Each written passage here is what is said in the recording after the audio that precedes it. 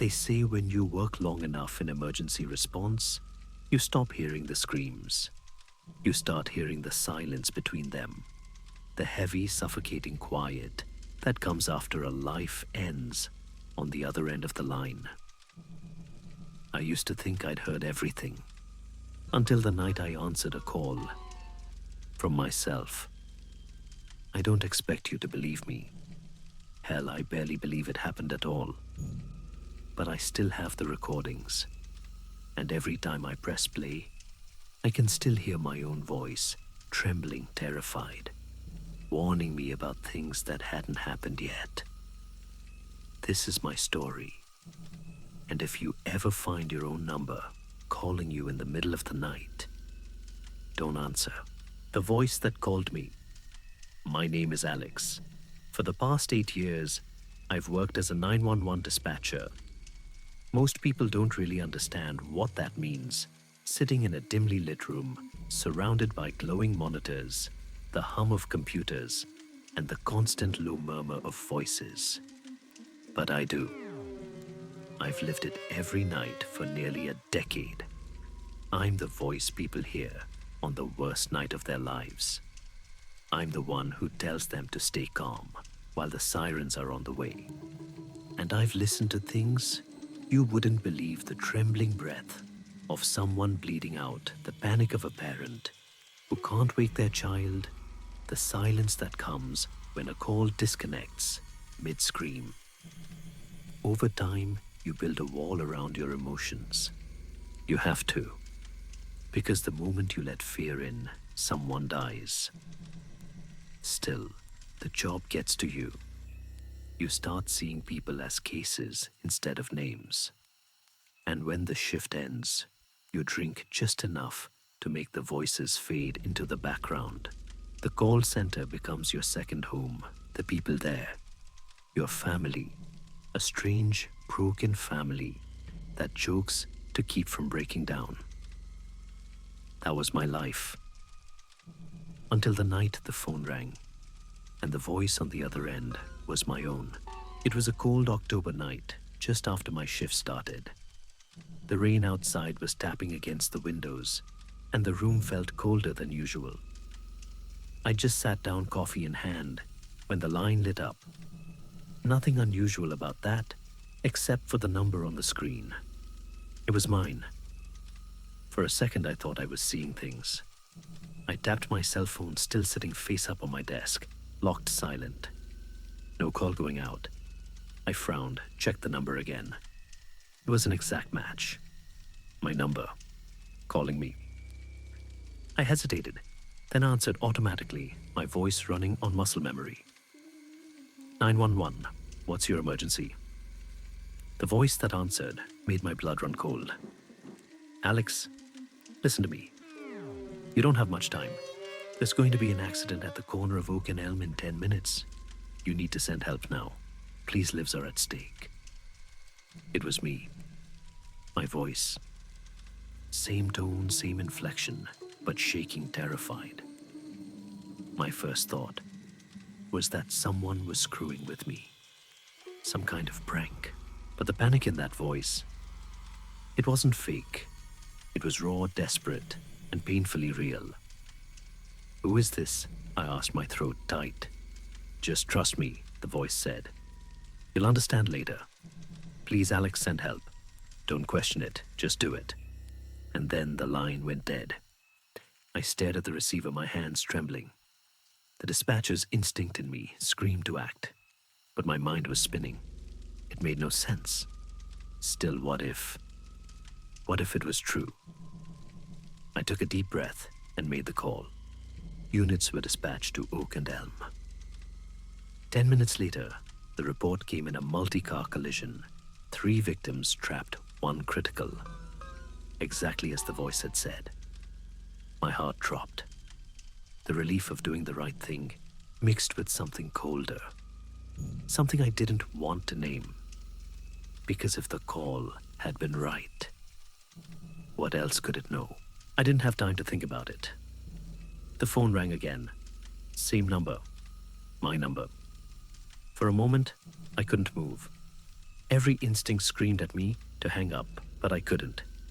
My hand shook as I picked up the line. Alex, my own voice, whispered, fast urgent. There's a woman named Sarah. She's going to call you in 3 minutes. Her ex-boyfriend is trying to break in. Tell her to hide in the closet and stay silent. Send the police now. I froze. My mouth was dry. How do you know this? Who are you? I managed to ask. You'll know soon. Please trust me. Then silence. 3 minutes later, the line lit up again. A terrified woman's voice. He's outside, he's going to kill me. I told her to stay quiet, directed her to the closet, kept her on the line while dispatching units. The police got there in time. The man was arrested before he broke through the door. When it was over, I sat back and stared at the ceiling. I should have felt relief. Instead, all I felt was a creeping dread. Because somehow I was talking to myself, and that voice had just saved 2 lives. The third call came a few nights later. My number again. By now, I didn't even hesitate.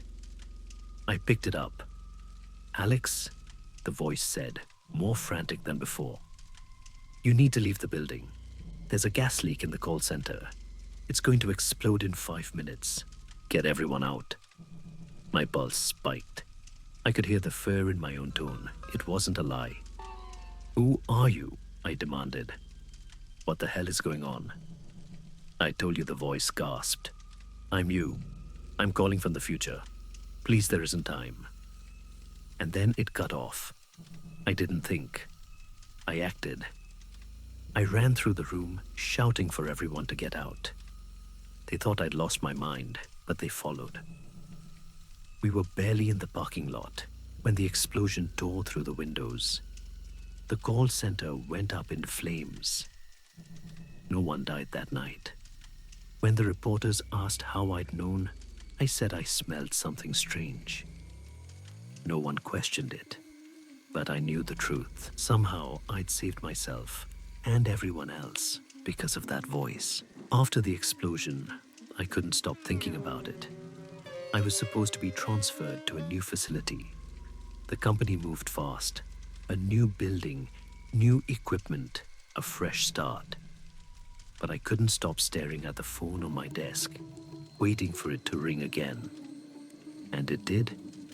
Every few nights, I'd get another call. My own voice warning me of things that hadn't happened yet.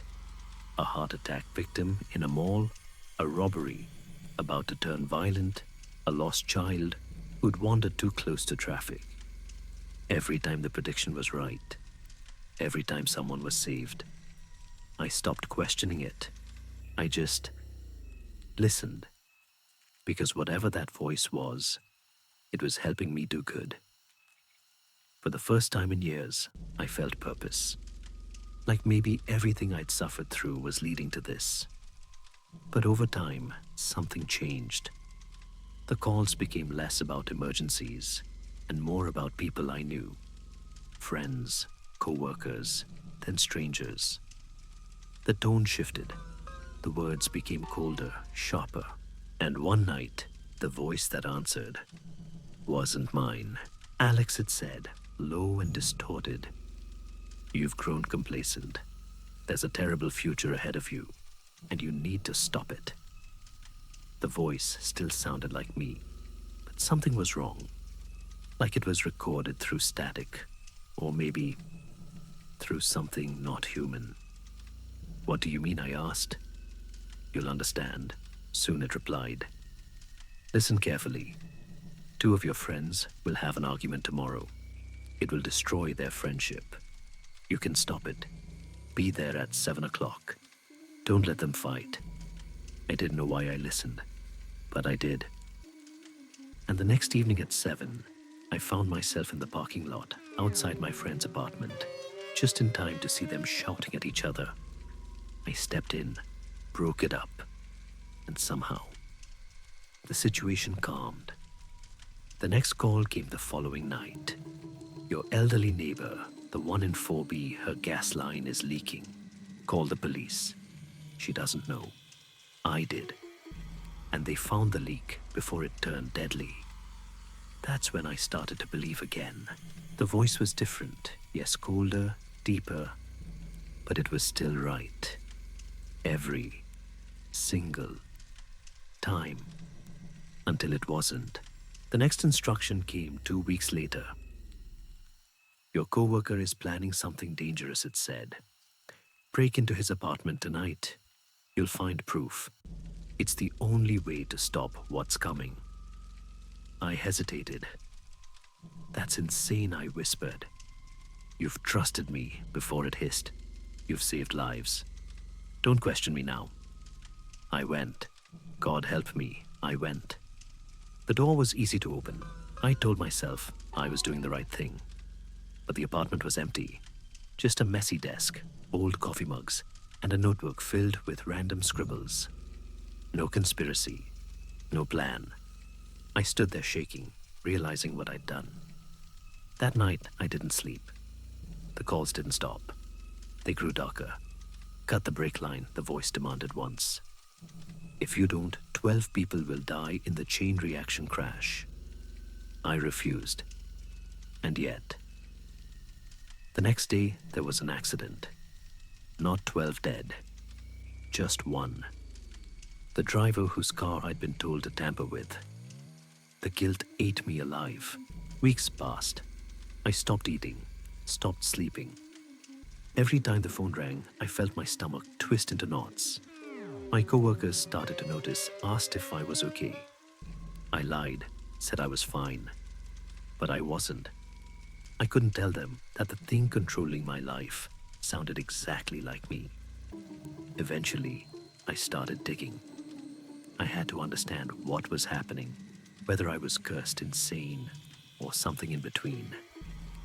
Late one night, after hours of scrolling through obscure forums, I found a term that chilled me to the core: tulpa, a thought form, a being created by the sheer power of human emotion and belief, something born from loneliness, obsession, and pain that could eventually act on its own. The more I read, the more it made sense.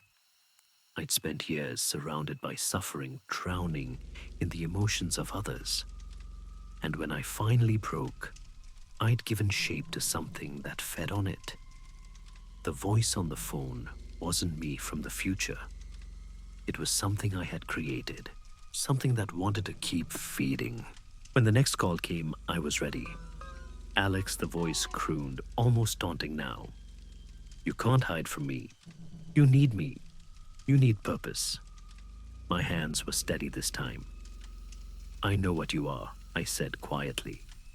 And I'm done letting you control me. It laughed, that awful broken version of my laugh. You think you can get rid of me? I am you. You made me. Maybe, I said. But I can unmake you too. I hung up. That night, I made a choice. I stopped waiting for the phone to ring. I reached out to people, the coworkers I'd pushed away, the friends I'd ignored. I called my sister for the first time in months. And little by little, I felt something loosen inside me. Days passed. The phone stayed silent. Then one night, it rang again. I picked it up, heart pounding, but the voice was faint, weak. Alex, it rasped. Don't do this. You need me. No, I said. You need me. You feed on my fear, and I'm done being afraid. The line crackled. I could almost hear it dissolving, fading into static. You can't do this. I already have, I whispered and hung up for the last time. Or so I thought. It's been 6 months since that night. I'm back at work in a different call center. The days feel lighter now, the nights quieter. I talk to people more. I even laugh sometimes. But sometimes, when it's late and the calls slow down, I catch myself staring at the phone, waiting, listening. Last night the screen lit up again. Not with my number this time. Just the words, blocked caller. I told myself not to answer, but I did. And as soon as I picked up, I heard breathing. My breathing. Then a whisper, "Miss me." That was the last time I heard the voice. At least I thought it was. I went back to work, tried to move on. But sometimes late at night, when the lines go quiet, I still catch the faint sound of static coming from my headset. Sometimes I think I can hear breathing, slow, steady, familiar. And every now and then, my phone lights up with a number I don't recognize. No name, no location, just blocked caller. If I ever answer again, I don't think I'll be the one on the other end.